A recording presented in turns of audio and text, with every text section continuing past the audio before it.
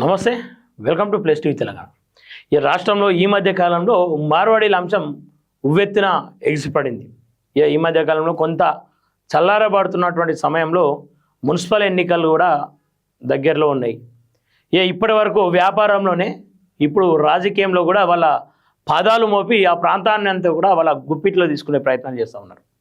మరి తెలంగాణ వాదులంతా కూడా మౌనం పాటిస్తూ ఉన్నారు. ఇది ఎంత పెద్ద ప్రమాదమో కూడా ఆల్రెడీ తెలిసి కూడా మౌనంగా ఉంటా ఉన్నారంటే అది దేనికి సంకేతమో మనమే అర్థం చేసుకోవాలి. దీనిపైన ఏదైతే చెన్నూరు పట్టణంలో గతంలో మార్వాడీలు ఇన్వాల్వ్ అయ్యారు, ఈసారి బీసీలకు అవకాశం వస్తే, బీసీ మహిళలకు అవకాశం వస్తే కూడా దాన్ని వాళ్ళ చేజిక్కించుకోవడానికి విశ్వ ప్రయత్నాలు చేస్తూ ఉన్నారు. ఆ పట్టణం అంతా కూడా వాళ్ళ చేతిలో ఉంటే వాళ్ళు ఆడిందే ఆట పాడిందే పాట కాబట్టి దాంట్లో వాళ్ళ డబ్బును ఏ రకంగా ఖర్చు పెట్టాలో, ఎంత ఖర్చు పెట్టైనా సరే అక్కడ ఉన్నటువంటి ఓటర్లను ప్రలోభపెట్టి కొనే ప్రయత్నాలు చేస్తూ ఉన్నారు. దీనిపైనే నిన్న ప్రెస్ మీట్ కూడా పెట్టిండు బీసీ సంఘాల జేఏసీ చైర్మన్ సిద్ధి రమేష్ యాదవ్ గారు మనతో ఉన్నారు. ఒకసారి ఆయనతో మాట్లాడదాం. అన్న నమస్తే. నమస్తే. నమస్తే అన్న. మొదట ఆ ప్రాంతంలో బీసీల సంఖ్య ఎంత ఉంటుంది అన్న? అత్యధిక శాతం అంతా బీసీ జనాభానే ఉన్నది. ఓకే. సో తెలంగాణ ప్రాంతంలో అంటే వాళ్ళు చాలా అడ్వాన్స్డ్గా ఉంటారు. ఎందుకు అని అంటే మార్వాడీలు తెలంగాణ మూమెంట్ని చూసిళ్ళు. తెలంగాణ ఉద్యమం ఉవ్వెత్తున జరుగుతున్న సమయంలో వాళ్ళు ఏం ఆలోచన చేసిళ్ళంటే ఒకటే భాష మాట్లాడుకుంటున్నాం. ఆంధ్ర తెలంగాణ అంతా కూడా ఒక వియ్యం ఇచ్చుకుంటాం. ఇక్కడ నేతల పిల్లలను అక్కడ ఆంధ్ర వాళ్ళకి ఇచ్చిళ్ళు, ఇక్కడ పెళ్ళిళ్ళు అయినాయి. ఒక ప్రాంతం అంటే తెలుగు మాట్లాడుకుంటాం, అన్ని కలిసి ఉంటాం. కానీ ఎక్కడ వచ్చిందంటే ఈ ప్రాంతం మీద ఎప్పుడైతే ఆధిపత్యం చెలాయించాలనుకున్నప్పుడే ఈ తెలంగాణ ఉద్యమం వచ్చింది. ఈ తెలంగాణ ఉద్యమం నడుస్తున్నప్పుడు అంటే ఈ తెలంగాణ ఉద్యమం ప్రజల చేతికి వెళ్ళినప్పుడు శ్యామ్ సుందర్ దేవుడా చాలా తెలివి కలవాడు, అడ్వాన్స్డ్గా ఆలోచించిండు. ఎందుకు ఆలోచించండు అంటే ఆయన చాలా లైజనింగ్ చేసుకుంటాడు. అన్ని రకాలుగా ఆయన ఏమంటారు అంటే అక్కడ వేరే అనుకుంటారు, కానీ ఆయన చాలా తెలివి కలవాడు. ఆయన ఏం చేసినట్టే అప్పుడే అంటే ఒక భాష మాట్లాడుకునే వీళ్ళే అవసరం అనుకుంటే చల్ మీరు వేరే మేము వేరే అని చెప్పేసి మాట్లాడుకొని ఇలా తెలంగాణ రాష్ట్రాన్ని సాధించుకొని ఇక్కడ ఉన్న ఆంధ్ర వాళ్ళతోటి విడిపోయిళ్ళు. మరి ఒక ప్రాంతం రాజస్థాన్ నుంచి వచ్చిన మమ్మల్ని కూడా రేపు ఏదో ఒక రోజు మా మీద కూడా ఒక మూమెంట్ రాబోతుంది కావచ్చు ఏదైనా ఒకటి అని చెప్పేసి పసిగట్టినటువంటి శ్యామ్ సుందర్ దేవుడా ఏం చేసిండంటే మెల్లగా బీసీలో కొంచెం అటాచ్ అయ్యేందుకు ఒక ప్రయత్నం చేసిండు. అక్కడ ఏం చేసిండంటే అక్కడ పూలే విగ్రహాన్ని పెట్టడం కోసం పూలే విగ్రహానికి ఫండింగ్ ఇచ్చిండు. ఆయన అందరికి ఇస్తారు, వాళ్ళు రాజకీయ నాయకులకు ఇస్తారు, అందరికి ఇస్తారు. పూలే విగ్రహానికి ఫండింగ్ ఇచ్చి మెల్లగా పూలే జయంతి ఉత్సవాలకు వర్ధంతికి దండలు వేసినప్పుడు ఆ విగ్రహం పెట్టడానికి అంతా ఫండింగ్ ఇచ్చడము కొంచెం ముందు నడిపించి మెల్లగా ఏం చేసినట్టు ఇలాకి వచ్చేసిండు. చుచ్చుకపోయి లాస్ట్కి ఏంటంటే నేను పూలే కులమైనది, మేము మాలీలం, మేము బీసీలం అనే కాడికి అంటే దీన్ని ఎవరు ఆపోజ్ చేయకుండా మెల్లగా ఇలాగే ఎంటర్ అయిపోయి ఏదైతే మూమెంట్ రాకముందే వాళ్ళు ప్రకటించుకున్నారు. సర్టిఫికెట్లు కూడా మొన్న అంటే లాస్ట్ టైం అంటే ఇట్లా అన్ని వర్గాలను చేసిండు. అంటే ఒక వర్గం అటువైపు ఉంటుకుంటా ఇందులో ఒక వర్గం ఏం చేసిండంటే బీసీలం అని చెప్పేసి ఒక 10 ఫ్యామిలీలు అంతా కూడా బీసీలం అని కూడా సర్టిఫికెట్, ఈ దేవుడు అనే పేరు మీద ఉన్న వాళ్ళంతా కూడా ఒక సర్టిఫికెట్ బీసీ సర్టిఫికెట్ ను తీసుకొచ్చిండు. ఎందుకు తీసుకొచ్చిండంటే లాస్ట్ టైం ఏమో జనరల్ వచ్చినప్పుడు వీళ్ళు రేపు బీసీ వస్తే, ఇప్పుడు బీసీ వచ్చింది, ఈ బీసీ వచ్చిన తర్వాత మున్సిపల్ చైర్మన్ బీసీని మనమే కైవసం చేసుకోవాలి. అక్కడ ఏమవుతుందంటే వ్యాపారాలంతా కూడా వాళ్ళే కాబట్టి ఈ వ్యాపారాలు ఇప్పుడు ఈ రాజకీయ నాయకులు తెలిసిన విషయం ఏదో ఒకటి కవింపు చర్యలు చేస్తారు. ఇదంతా ఏంది రాబాయ్ మనమే దీంట్లో చైర్మన్ అయితే లొల్లు అవుతుంది కదా అని చెప్పేసి వాళ్ళు ఏం చేయాలి, అధికారం మీ చేతులు ఉంటే మనం ఆడింది ఆట కదా అని చెప్పేసి వాళ్ళు లాస్ట్ టైం చైర్మన్ అయ్యి. ఇక్కడ ఒకటి తెలంగాణ మూవ్మెంట్ ఇంత బలంగా జరిగింది. తెలుగు మాట్లాడుకున్న ఇద్దరమే మనకు సంబంధం లేనప్పుడు విడిపోయినాం. ఇలా మార్వాడీలకు మద్దతుగా ఇలా కాంగ్రెస్ మద్దతుగానే ఉంటా ఉంది, అటు బీజేపీ మద్దతుగానే ఉంటా ఉంది, బీఆర్ఎస్ మౌనం పాటిస్తూ ఉంది. మరి ఈ విషయం మీరు పోరాటం చేస్తూ ఉన్నారు, మాట్లాడుతూ ఉన్నారు, ఈ 3 పార్టీలు ఎందుకు మౌనంగా ఉంటున్నాయని చెప్పేసి మీరు భావిస్తూ ఉన్నారు? కాకపోతే అంటే రాష్ట్రంలో ఏం జరుగుతుందో తెలియదు, కానీ అంటే రాష్ట్రంలో వీళ్ళంతా సపోర్ట్ అంటే చేస్తున్నారు కావచ్చు, కానీ చెన్నూరు ప్రాంతంలో మాత్రం 100% వివేక్ గారు వాళ్ళకు ఒక్క బీఫామ్ కూడా ఇవ్వలేదు. ఒక్క బీఫామ్ కూడా. అంటే వాళ్ళు చైర్మన్ అవుతా అని చెప్పేసి వాళ్ళు ఒక సమావేశం ఏర్పాటు చేసుకున్నారు, దానికి ఫండింగ్ గిండింగ్ అంతా కలెక్ట్ చేసుకున్నారు. ఆ బీఫామ్ కోసం ఒక వార్డులో 15వ వార్డు ఉంటుంది అక్కడ, ఆ 17వ వార్డులో బీసీ మహిళ ఉంటే దాంట్లోకి వచ్చేసి పోటీ చేసి గెలుస్తామని చెప్పేసి దాంట్లో పోయి బీఫామ్ అడిగిళ్ళు.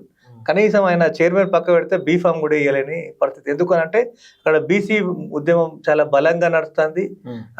తాను కట్టుబడి ఉన్నాడు అక్కడ లోకల్ గా జనరల్ స్థానంలో కూడా. లాస్ట్ టైం సర్పంచ్ కూడా జనరల్ స్థానంలో కూడా బీసీలకు ఇచ్చిండు. ఈసారి కంప్లీట్ కూడా అంటే 18 బీసీలకి, అంటే ఎస్సీ ఎస్టీలు పోను మిగతాదంతా కూడా బీసీలకి ఇచ్చిండు. సో అక్కడ తను సామాజిక న్యాయాన్ని మరి వాళ్ళకి ఎవరు మద్దతు తెలుపుతా ఉన్నారు, ఎవరు అండ చూసుకుని వస్తా ఉంటారు వాళ్ళకి అండలే. ఇక అయిపోయింది. ఇప్పుడు వాళ్ళు ఎప్పుడు కూడా అధికార పక్షమే ఉంటారు వాళ్ళు. గతంలో బాల్కాసుమన్ ఉంటే జై బాల్కాసుమన్ అనుకుంటా పోయి ఫ్లెక్సీలు పెట్టడము ఇవంతా కూడా వాళ్ళే చేసిండ్రు. అంటే వాళ్ళు ఏం జెండాలు మోయరు, ఫ్లెక్సీలు కట్టరు, బ్యానర్లు కట్టరు, ఏం కట్టరు. అధికారం అంగడికి పోతారు, డబ్బులు పట్టుకుపోతారు. ఈ వస్తువు కొనుక్కున్నట్టు వాళ్ళు అక్కడ వాళ్ళ పనులు చేయడం కోసం అన్ని పోయి అక్కడ చేసుకొని వాళ్ళు ఏం చేస్తారంటే అధికారంలో వాళ్ళు ఉండడం కోసం వీళ్ళను అన్ని కూడా వాళ్ళకి కావాల్సిన పనులన్నీ జరిపించడం కోసం అధికార పక్షం వైపు ఉంటారు. అలా అనధికార పక్షం వైపు ఎప్పుడు కూడా ఉండవు. కాకపోతే ఓట్లు మాత్రం ఆ అధికార పక్షానికి కూడా వేయరు. వాళ్ళు అవసరం అనుకుంటే వాళ్ళు నిలబడ్డప్పుడు మాత్రమే ఓట్లు వేస్తారు. వాళ్ళు నిలబడకపోతే వాళ్ళ ఓట్లు వేరే అయిపోయి పోతాయి. సరే అన్న, ఇక్కడ ఒక ముచ్చట ఏంటంటే ఈరోజు వాళ్ళు అధికారంలోకి రావడానికి విశ్వ ప్రయత్నాలు చేస్తూ ఉన్నారు.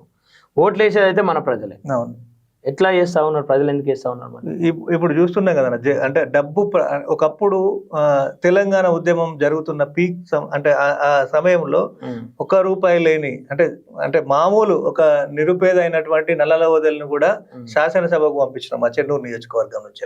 అందరికన్నా 119 మంది ఎమ్మెల్యేలలో అందరికన్నా పేదవాడు అయినటువంటి నల్లల వదలను శాసనసభకు పంపించిన ఘనత చెన్నూరు ప్రజలకు, చెన్నూరు నియోజకవర్గానికి ఉంది. మరి అది ఎందుకు వచ్చిందంటే ఒక మూమెంట్ వచ్చింది కాబట్టి పంపించినాం. కానీ ఇప్పుడు ఈ మూమెంట్ ఏది లేదు కాబట్టి ఇలా డబ్బు మూమెంట్ అనేది నడుస్తుంది. మొన్న చూసిలు కదా, సర్పంచ్ ఎన్నికలలో ₹1 పలికింది. ఒక్కొక్క స్థానంలో ₹1 ఖర్చు పెట్టిండు. అంటే 20కి తగ్గకుండా 20 లక్షలు తగ్గకుండా ₹1 వరకు పలికింది. అంటే మున్సిపల్లోనే నిలబడరా? గతంలో మొన్న జరిగినటువంటి సర్పంచ్ ఎన్నికలు ఏమైనా? వాళ్ళు లేరు, వాళ్ళు ఓన్లీ పట్టణాలలో ఉంటారు, వాళ్ళు ఊర్లలో పోరు. ఎందుకు అంటే ఊర్లలో ఏముండదు. ఊర్లో పోతే వ్యవసాయం చేయాలి. వీళ్ళు వ్యవసాయం లావాదేవీలు ఉంటాయి, అక్కడ ఉంటారు. పట్టణంలో వ్యాపారాలు నడిచే కాడనే మాత్రమే వాళ్ళు ఉంటారు కాబట్టి వాళ్ళు పట్టణంలో ఉన్నారు. ఓకేనా. మన గో బ్యాక్ మార్వాడి అని చెప్పేసి తెలంగాణ రాష్ట్రం అంతా కూడా ఒక బలమైన చర్చ జరిగింది కదా. ఆ సమయంలో వాళ్ళని ఏమన్నా అడ్డుకునే ప్రయత్నం, లేదంటే వాళ్ళ షాప్ల మీద ఎవ్వరు అక్కడ అసలు అది ఎక్కడ కూడా గో బ్యాక్ మార్వాడి వాళ్ళ అనేది ఎక్కడ కూడా అక్కడ జరగలేదు, ఏది కూడా లేదు. వాళ్ళు వ్యాపారాలు చేసుకుంటే ఎందుకు అని అంటే అక్కడ వ్యాపార సముదాయాలన్నీ వాళ్ళే.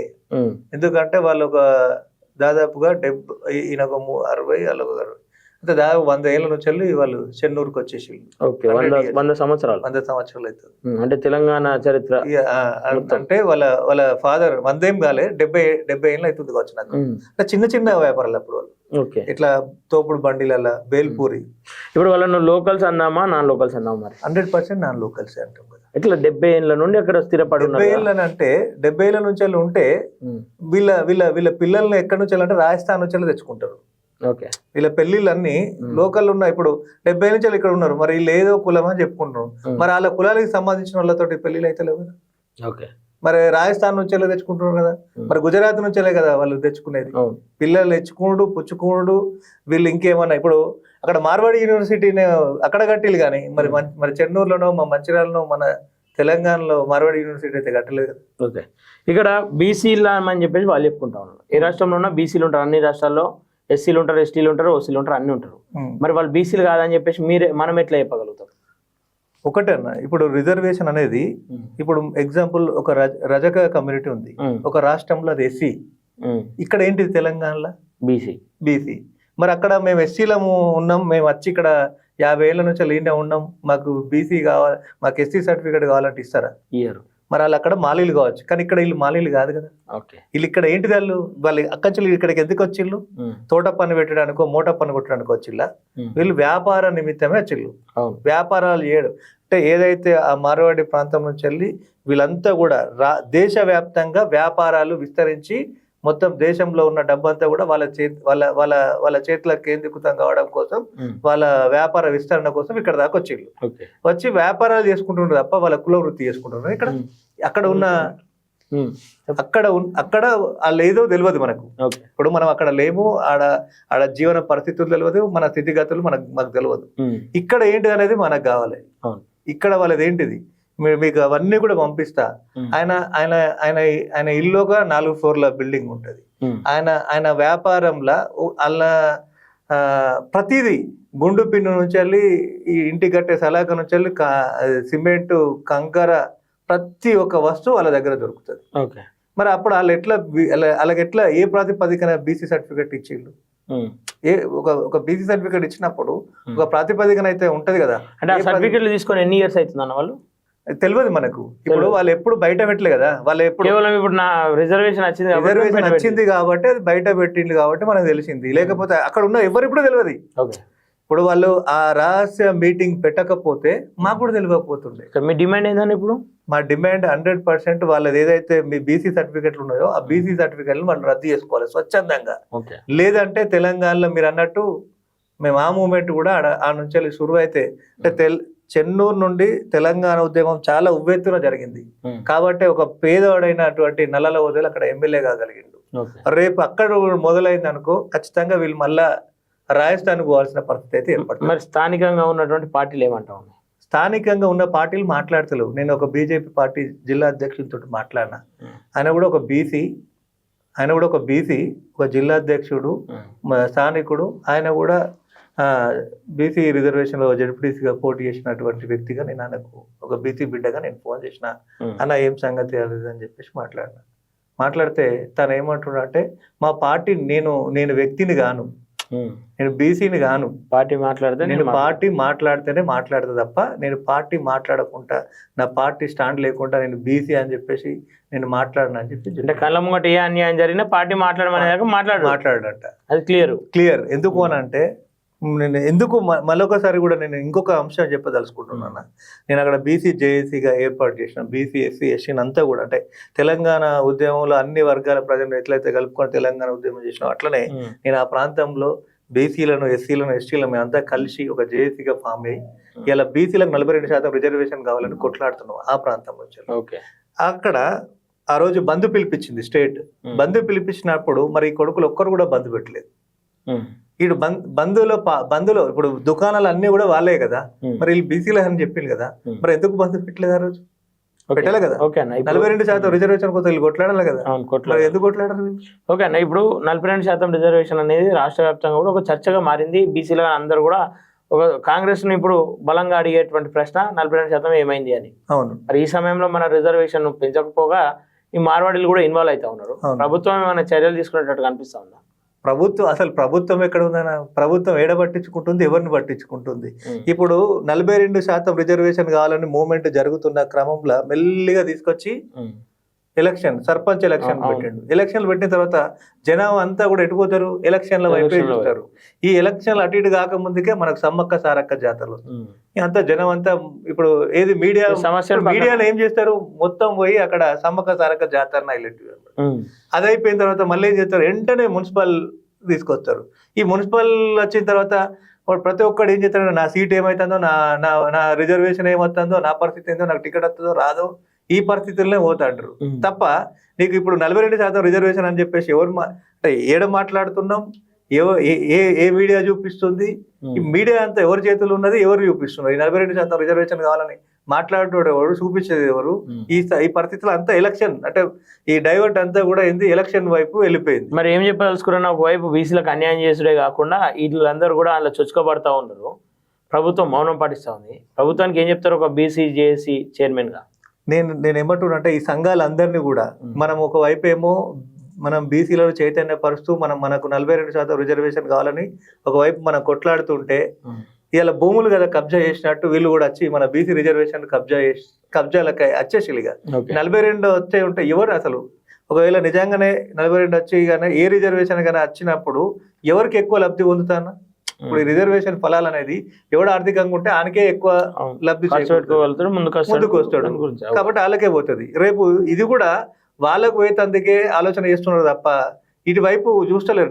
నేను అంతా మొత్తుకున్నా కానీ ఇట్లా అన్యాయం జరుగుతుంది, వాళ్ళు బీసీల దాంట్లోకి వచ్చి ఇలా చెప్తా అంటే కూడా ఇక్కడ ఎవరు మాట్లాడలేని పరిస్థితి ఉంది. ఇలా చిరంజీవి సార్ సరే మా దాంట్లోకి వెళ్ళి ఒక ఐఏఎస్ ఆఫీసర్ వచ్చిండు కాబట్టి తను మాట్లాడిండు వివేక్ గారికి కూడా చెప్పడం జరిగింది, అన్న బీఫామ్ ఇయ్యనని చెప్పేసిండు, ఆయన సహకరిస్తా అని చెప్పిండు. లేకపోతే ఏంది పరిస్థితి, ఏంది మిగతా వాళ్ళు ఏంది అంటే వాళ్ళ ఉనికిని కూడా కాపాడుకోవడానికి వాళ్ళ ప్రయత్నాలు విశ్వ ప్రయత్నాలు చేస్తా ఉన్నారు, ఆర్థికంగా బలంగా ఉన్నారు, ఆ రాజకీయంగా పరిచయాలు ఇప్పుడు ఆడ ఆ జిల్లాలో కానీ ఆ జిల్లాల ఆ మండలంలో మొన్నటి దాకా బీసీ సంఘాలు అన్ని అవి అని మాట్లాడుకున్నారు, అందరు ఉన్నారు కదా.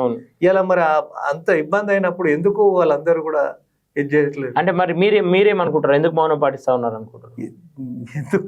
నేను జాజుల శ్రీనివాస్ గారితో ఫోన్ చేసినాను, ఆయన నా ఫోన్ కూడా లిఫ్ట్ చేయలేదు. అన్న ఇది సబ్జెక్ట్ కనీసం మనం ఒక బీసీ నాయకుడిగా మనం చెప్పాలనుకున్నాం, అన్న కూడా మన ఫోన్ లిఫ్ట్ చేయలేదు. సో వీళ్ళందరికీ వీళ్ళందరూ కూడా అంటే ఇప్పుడు మనం 42% రిజర్వేషన్ కావాలని ఎంత కొట్లాడుతున్నామో ఇలా ఇతరులు వచ్చేసి మన రిజర్వేషన్ లో రాకుండా కూడా మనం అడ్డుపడాల్సిన అవసరం కూడా ఉందని చెప్తున్నాను. జార్జుల సీను కావాలని ఫోన్ ఆడలేడు అంటారా, తప్పించుకుందామని చెప్పేసి అనుకుంటాం? తప్పించుకుందామని నేను అనలేను కానీ లిఫ్ట్ చేయలేదని అయితే ఫోన్ లిఫ్ట్ చేయలేదు. ఓకే అన్న, మీరు చేస్తున్నటువంటి ఫైట్ కు మీకు థ్రెటన్ కాల్స్ కూడా వస్తూ ఉన్నాయి. 100% వాళ్ళు థ్రెట్ కాదు, ఆల్రెడీ నాకు నన్ను చెప్తాము నీ శవం కూడా ఇంటికి రాదు అని చెప్పేసి ఒక మెసేజ్ ఉంది కదా.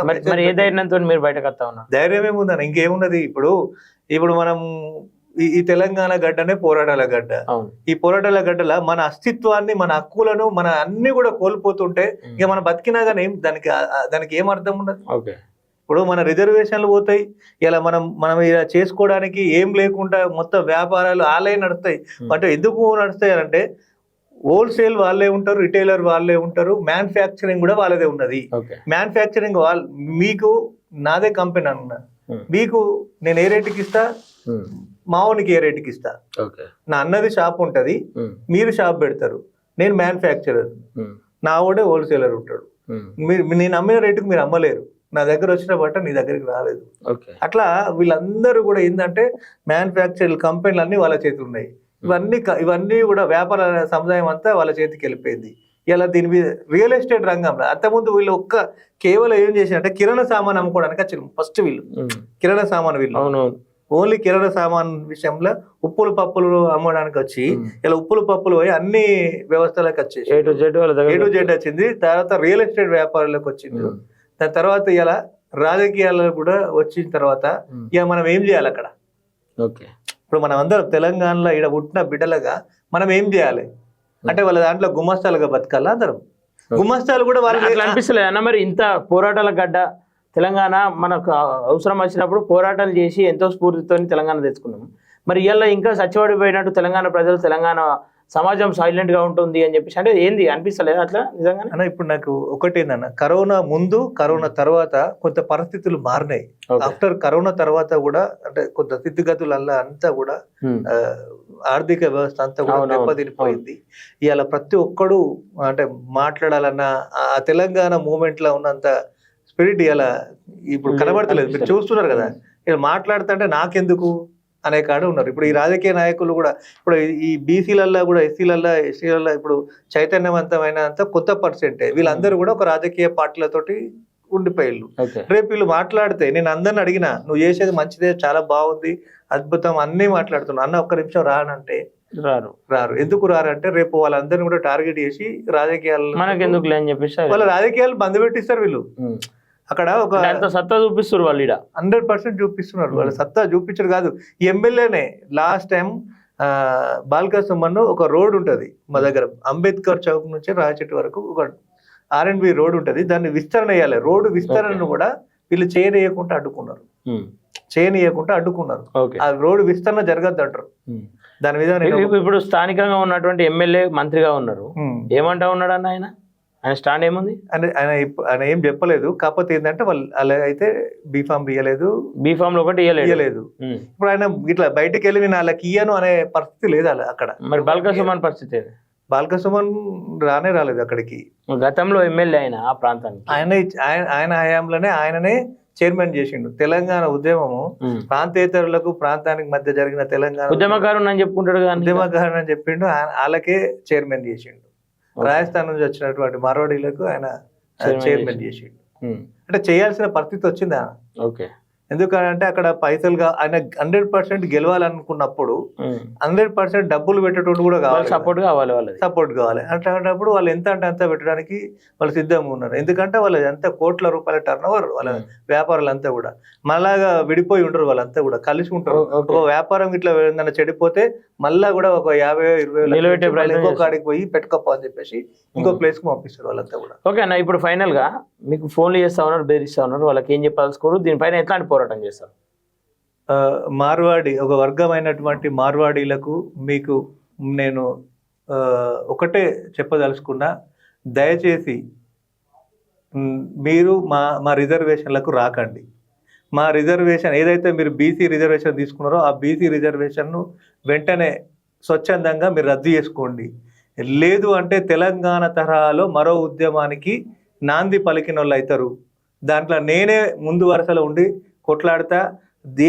నా ప్రాణాలు పోయినా పర్లేదు, కానీ నేను మాత్రం ఖచ్చితంగా ఆ ఉద్యమానికి స్వీకారం మీరే చుట్టిపిస్తున్నారు, నేను ఖచ్చితంగా దాని ముందుండి చేస్తా అని చెప్పేసి మీ అందరికీ వినయంగా చెప్తున్నా. లేదంటే మీరు వినకపోతే నేను హెచ్చరిక కూడా చేస్తా, హెచ్చరిక కూడా చేస్తున్నా. Okay, thank you. ఓకే, చూస్తున్నారు కదా, ఇది కేవలం రమేష్ అన్న పోరాటం కాదు, ఇది అందరూ బయటకు రావాలి, అందరూ మాట్లాడాలి.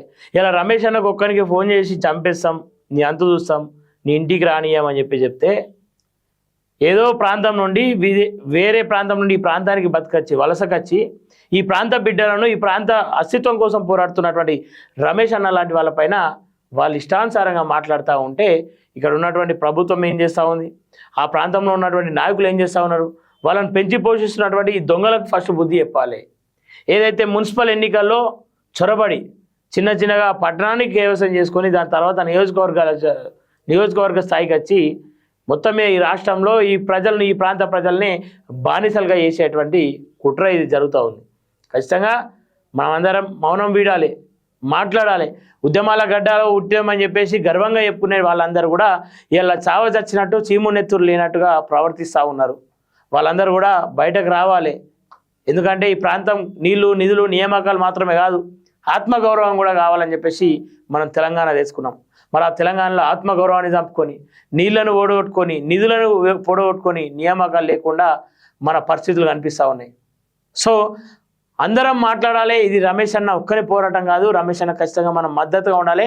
అన్న ఖచ్చితంగా మీరు చేస్తున్నటువంటి పోరాటంలో మేము నీ తోడుగా ఉంటాం, నీతో ఖచ్చితంగా కలిసి నడుస్తామన్నా. మీరు ఎక్కడి వరకు వెళ్తా నిజాయితీగా ఉన్నంత వరకు మేమందరం నీతో ఉంటామని చెప్పేసి మాటిస్తూ ఉన్నామన్నా. మీరు ఇంకా తెలంగాణ రాష్ట్ర ప్రజలకు ఏం చెప్పాల్సుకోరు? తెలంగాణ రాష్ట్రంలో ఉన్నటువంటి ప్రజలందరికీ కూడా నేను మన తెలంగాణ మన అస్తిత్వాన్ని మన మీద ఇతరుల ఆధిపత్యాన్ని మనం తగ్గించేందుకు తెలంగాణ ఉద్యమం చేసి తెలంగాణ సాధించుకున్నాం. మరి ఈ సాధించుకున్న తెలంగాణను ఇలా రాజస్థాన్ నుండి వచ్చేసి మన మీద పెత్తనం చేస్తూ అంటున్నారు, ఇలా ఆధిపత్యం చేస్తూ అంటున్నారు. ఇలా ఇక్కడ ఉన్న వ్యాపార సముదాయాలను ఇక్కడ ప్రతిదీ కూడా వాళ్ళు కైవసం చేసుకొని ఇలా మీకు ఇంకొక విషయం చెప్పలేదు. వాళ్ళు ఏమంటున్నారు అంటే ఆయన ఈ ఎస్సీ సర్టిఫికేట్ ఈ బీసీఏ కాదు, మా దాంట్లో ఎస్టీ తెగలు కూడా ఉన్నది, మేము ఎస్టీ సర్టిఫికేట్లు కూడా తీసుకొస్తామని చెప్పేసి చెప్తున్నారు. ఒకవేళ గనక వాళ్ళే గనక ఈ మార్వాడీలే కనుక ఎస్టీ సర్టిఫికేట్ కనుక పొందితే ఇలా బీసీలమైనటువంటి మేము ప్రశ్నిస్తే ఇలా మా మీదనే అట్రాసిటీ కేసులు పెట్టి మమ్మల్ని లోపలికి పంపించే ఇంకొక కుట్ర కూడా జరుగుతుంది. సర్టిఫికేట్లు కూడా ఉండొచ్చు, కానీ వాళ్ళ అవసరం వచ్చి దాన్ని కూడా తీసుకొచ్చి చూపిస్తారు. ఎందుకంటే వాళ్ళు ఉద్యోగాలు చేయరు, ఏది చేయరు కాబట్టి చూపియరు. వాళ్ళు ఎప్పుడు అంటే ఇది రాజకీయ అవసరం కాబట్టి ఇలా బయట పెట్టిళ్ళు. లేకపోతే మనం ఎవరి సర్టిఫికేట్ ఎక్కడ ఉంది ఏముందని ఎందుకు చూస్తారు? చూడం కదా. ఓకే, అంటే రేపటి రోజు ఎవరైనా మార్వాడీల పైన మార్వాడి గో బ్యాక్ అన్నా లేదంటే మార్వాడి చేసిన అన్యాయాలను ప్రశ్నించినా ఇది అట్రాసిటీ, మీరు అట్రాసిటీకి లోన్ అవుతారని చెప్పేసి బీసీలను భయపెడతా ఉన్నారు ఇండైరెక్ట్గా. అదే కదా అన్న జరిగేది? అంతే అదే జరుగుతా ఉంది. ఇప్పుడు వాళ్ళ దాంట్లో కూడా మేము లంబాడ తెగ ఉంది, మేము లంబాడలో అని చెప్పేసి కూడా చెప్తున్నారు. మరి వీళ్ళు ఇక్కడ ఉన్న ప్రాంతంలో ఉన్న ఇప్పుడు వీళ్ళంతా కూడా మేము మాలీలము ఇలా బీసీలం అంటున్నారు. మరి మీరు ఇక్కడ ఉన్న బీసీలకు పిల్లల్ని ఇస్తున్నారా? వాళ్ళ ఆడపిల్లలను ఇక్కడ ఉన్న మగ పిల్లలకు ఇయ్యరు. మరి ఇచ్చినప్పుడు వీళ్ళు ఈ రిజర్వేషన్ అని ఎట్లా చెప్పుకోవాలి? ఎందుకు చెప్పుకోవాలా? ఎందుకు తీసుకోవాలి? ఇప్పుడు అంతేందుకన్నా వేరే ఇప్పుడు మా మా మా చెన్నూరు నుంచి వెళ్ళి కూడా మా చెన్నూరు నుండి మంతేని నియోజకవర్గం నుంచి వెళ్ళి చంద్రపూర్ మహారాష్ట్రలో సింగరేన్ ఎంప్లాయీస్ గా వలస వెళ్ళిపోయారు.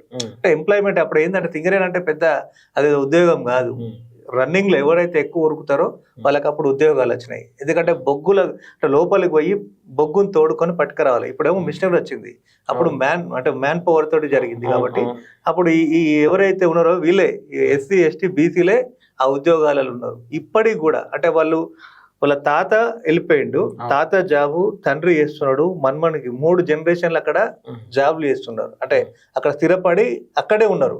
అక్కడ వాళ్ళకు చదువుకునేందుకు అక్కడ ఆ రాష్ట్రంలో ఇక్కడ ఏదైతే కమ్యూనిటీ ఉందో ఆ కమ్యూనిటీ సర్టిఫికేట్ ఇప్పటి వరకు కూడా అక్కడ ఇయ్యలేదు, చంద్రపూర్ లో లేదు. మరి రాజస్థాన్ నుంచి వచ్చిన వాళ్ళకి వీళ్ళకి ఎట్లా ఇస్తున్నారు? రాజస్థాన్ లో వాళ్ళు ఏదో కులం అక్కడ వాళ్ళు ఈ తెగ ఆ తెగ అని చెప్తున్నారు. మరి ఇక్కడ ఆ తెగ కాదు కదా, మరి ఇక్కడ ఎట్లా వాళ్ళకి సర్టిఫికెట్లు వచ్చినాయి? ఎట్లా లోతైన అధ్యయనం జరగాలి, మేధావులు కూడా అందరు ఆలోచన చేయాలి దీనిలోకి ఎట్లా వచ్చింది, వీళ్ళు ఎట్లా తీసుకుంటున్నారు. మనకేమో అక్కడికి పోతే సర్టిఫికెట్లు రావు.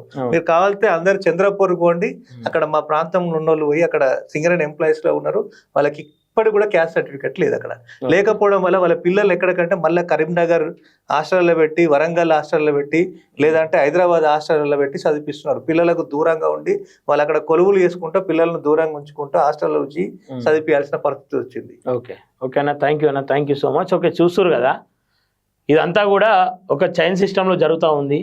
ఈరోజు తెలంగాణలోకి చొరబడ్డారు, వ్యాపారాలను కొల్లగొట్టిరు, రేపు రాజకీయాలను కూడా కొల్లగొట్టి ఖచ్చితంగా ఈ ప్రాంత బిడ్డలంతా కూడా ఇలా క్యాస్ట్ సర్టిఫికేట్ కావాలంటే దానికి సరైన ఆధారాలు లేవు అనుకుంటా ఇప్పటికి కూడా ఈ ప్రాంతంలో ఉన్నటువంటి ఎస్టీ జాబితాలో ఉన్నటువంటి అనేక తెగలకు ఇప్పటికీ కులం సర్టిఫికేట్ లేదు, ఆదాయ సర్టిఫికేట్ లేదు. వాళ్ళు చదువుకు దూరం అవుతా ఉన్నారు. డెక్కల కులం అయితేనేమి ఇంకా అనేక కులాలు ఉన్నాయి. వాళ్ళు ఈ ప్రాంతంలో ఒకటి ఈ ప్రాంతంలో పెరిగిన వాళ్ళకేమో సర్టిఫికేట్ కోసం ఇప్పటికి కూడా కలెక్టర్ ఆఫీస్ల చుట్టూ తిరగాలి. కానీ వేరే ప్రాంతం నుండి వ్యాపార రీత్యా ఇక్కడికి వచ్చిన వాళ్ళు బీసీలలో ఏరిరు, ఓసీలలో ఏరిరు, ఎస్టీలలో కూడా ఏరినామని చెప్తా ఉన్నారు. అంటే ఎక్కడికి వెళ్ళిపోతూ ఉంది. అంటే వాళ్ళ సర్టిఫికేట్లు చూపించాల్సిన అవసరం లేదు, ఎందుకంటే వాళ్ళు జాబులు కావచ్చు ఇంకేం చేయరు. కేవలం రిజర్వేషన్ల ద్వారానో లేదంటే అవసరం వచ్చినప్పుడు దాన్ని ముందు పెట్టి ఈ తెలంగాణ ప్రజలను ఆడిస్తారు. వాళ్ళు కీలు బొమ్మలుగా చేసే ప్రయత్నాలు జరుగుతూ ఉన్నాయి. మేధావుల మౌనం దేశానికి ప్రమాదం అని ఎందుకంటా ఉంటారు. అంటే అన్నీ తెలిసిన మేధావులు ఇప్పుడు మౌనంగా ఉంటే ఇట్లాంటి కొంతమంది మాత్రమే బయటకు వచ్చి మాట్లాడితే వీళ్ళు బలి కావాలి, మిగతా వాళ్ళందరూ కూడా భద్రంగా ఉండాలి. సో ఆలోచించుర్రి, ఖచ్చితంగా దీని మీద మాట్లాడాలి. ఇలా మాట్లాడితే మార్వాడీల పైన మార్వాడి గోబ్యాక్ అని చెప్పేసి అంటే అట్రాసిటీ ఈ దారుణాలు జరుగుతూ ఉన్నాయి. సో ఖచ్చితంగా రమేష్ అన్నకు అండగా నిలబడాలి, అందరం కూడా కలిసికట్టుగా పోరాటం చేయాలని చెప్పేసి మనస్ఫూర్తిగా కోరుకుంటూ చూస్తున్నాను plus TV. Thank you everyone.